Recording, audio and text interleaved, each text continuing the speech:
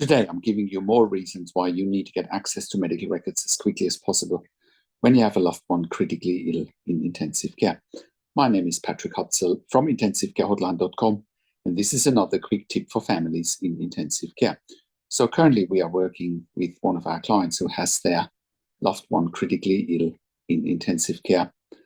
After cardiac arrest and hypoxic brain injury, the gentleman is 68 years of age, and he has been intubated now for about 3 weeks.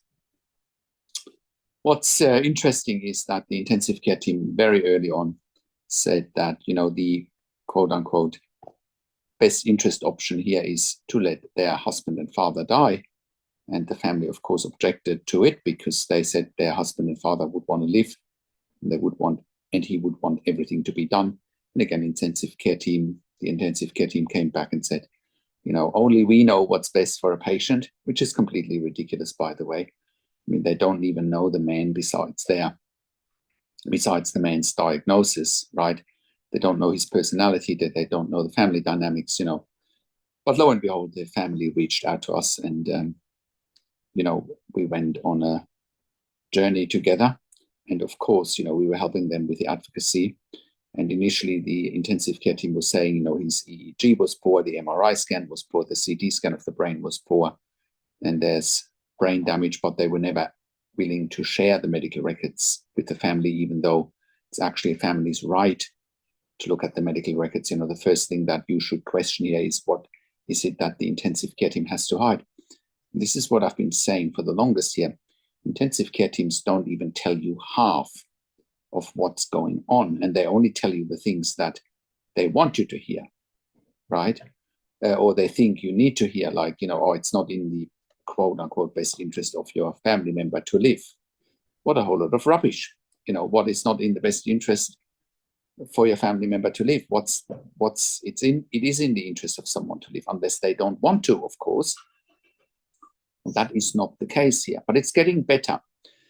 So when we got involved, I asked the family, about Glasgow Coma Scale and, how awake is their father? And they said, look, he's sort of slowly waking up.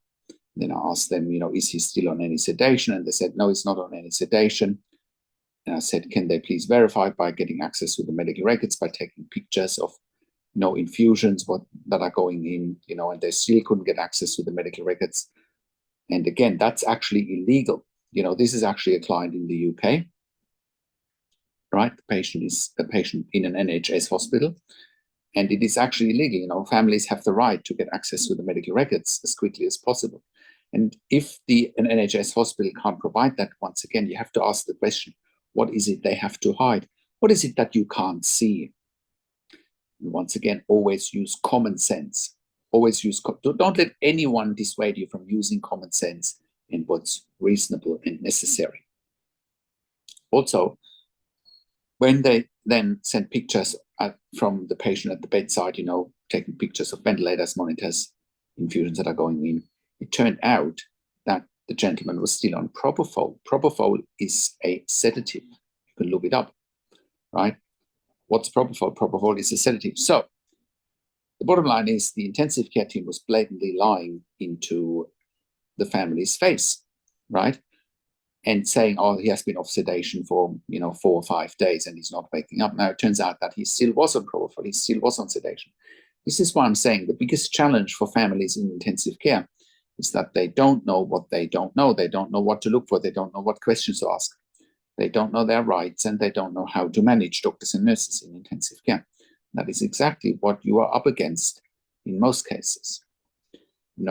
Unfortunately, you can't trust intensive care teams in these situations, especially when they are overtly trying to end your loved one's life because they want to free up an ICU bed, because they think they're the only ones who know what's best for a patient, and then they also offered the family psychological support to deal with the end of life of their loved ones. And they said, look, we don't need psychological support because we can handle everything that is happening here by ourselves. We don't need your mercy. All we want to do is have our husband and father live and give him a chance. Because it also turned out that the intensive care team never suggested a tracheostomy as an option. Again, misleading the family, not being open and transparent, right?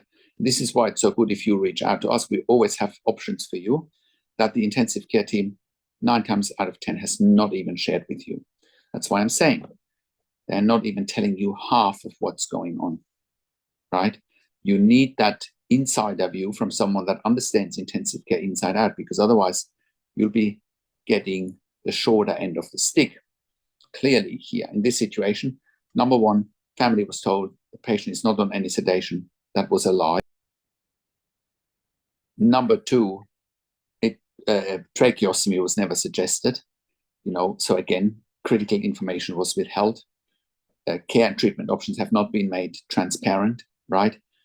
And fair enough, families in intensive care don't know what to look for. I get it, but that's why you need help.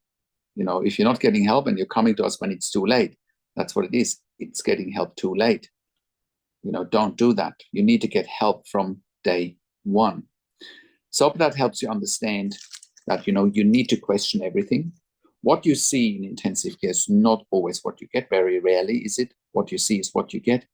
You need the interpretation of information that's being thrown at you, or you need to know what to look for, what's being withheld from you, because lots of things are being withheld from you and you just don't know about it. But every time we are working with the client one-to-one, we are bringing in things to the forefront. We find out what they haven't told you. We find out what you need to know. We find out what questions you need to ask to make sure you make informed decisions, have peace of mind, control, power, and influence. So I hope that helps you to improve your life instantly when you have a loved one critically ill in intensive care. I have worked in critical care nursing for over 25 years in 3 different countries, where I worked as a nurse manager for over 5 years in intensive care. And I've been consulting and advocating for families in intensive care all over the world since 2013 here at intensivecarehotline.com. And I can very confidently say that we have saved many lives with our consulting and advocacy. And you can verify that on our testimonial section, and you can verify it on our intensivecarehotline.com podcast section, where we have done client interviews. So look up our testimonial section and our podcast section at intensivecarehotline.com, and you can find the evidence that we have saved many lives for our clients in intensive care, right? Because our advice is absolutely life-changing, right? We change lives in an instant, right? Because there's so many things we know that you don't know and that the intensive care team isn't telling you. That's why our advice is life-changing, and that's why it's so valuable. And you can join a growing number of members and clients that we have helped over the years. We have helped hundreds, if not thousands, of members and clients over the years to improve their lives instantly, making sure they make informed decisions, have peace of mind, control, power, and influence, making sure their loved ones get best care and treatment always. And that's why I do one-on-one consulting over the phone, Zoom, WhatsApp, whichever medium works best for you. You can also use Telegram. And I talk to you and your families directly. I handhold you through this once-in-a-lifetime situation that you simply cannot afford to get wrong. And when I talk to you and your families directly, I also talk to doctors and nurses directly with you or on your behalf. And I ask all the questions that you haven't even considered asking, but must be asked when you have a loved one critically ill in intensive care. I also represent you in family meetings with intensive care teams so that you have clinical representation in a family meeting and that you have advocacy in a family. Otherwise, you will get walked all over. We also do medical record reviews in real time so that you can get a second opinion in real time. We also do medical record reviews after intensive care if you have unanswered questions, if you need closure, or if you are suspecting medical negligence. We also have a membership for families of critically ill patients in intensive care. You can become a member if you go to intensivecarehotline.com. If you click on the membership link, or if you go to intensivecaresupport.org directly in the membership, you have access to me and my team 24 hours a day in the membership area and via email. And we answer all questions intensive care related in the membership. You also have exclusive access to 21 ebooks and 21 videos that I've personally written and recorded. And all of that will help you to make informed decisions, have peace of mind, control, power, and influence, making sure your loved one gets best care and treatment always. And all of that you get at intensivecarehotline.com. Call us on one of the numbers on the top of our website, or simply send us an email to support@intensivecarehotline.com with your questions. And if you like my videos, subscribe to my YouTube channel for regular updates for families in intensive care. Click the like button, click the notification bell, comment below what you want to see next, what questions and insights you have. Share the video with your friends and families. I also do a weekly YouTube live where I answer your questions live on a show. And you will get notification for the YouTube live if you are a subscriber to my YouTube channel, or if you are a subscriber to my intensivecarehotline.com email newsletter at intensivecarehotline.com. Thank you so much for watching. This is Patrick Hutzel from intensivecarehotline.com, and I will talk to you in a few days. Take care for now.